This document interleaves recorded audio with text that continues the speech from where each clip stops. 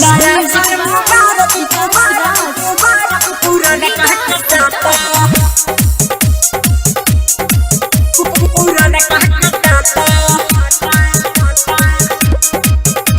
नया साल मुबारक मुबारक पूरा कहता मुर्गा के संगे संगे मछली तराता हो मछली तराता मुर्गा के संगे संगे मछली तराता हो मछली तराता ससुरा में माल हमर सनतिया आता हो सनतिया आता नया साल मुबारक पूरन कह के टाटा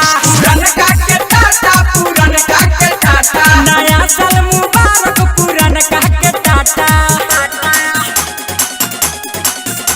नया साल मुबारक पूरन कह के टाटा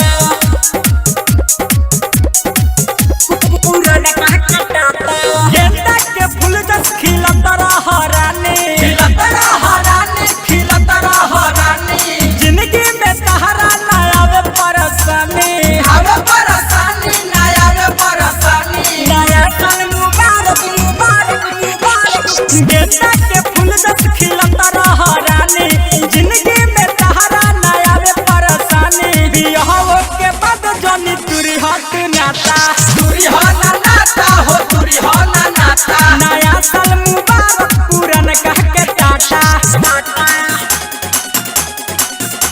नया साल मुबारक पूरन कह के टाटा विंध्यवासिनी रिकॉर्डिंग स्टूडियो दिल्ली। पूरन कह के टाटा सहारा बमा जाया हमारा बसाजा निर्मल योगेश कहे भूले तो राजा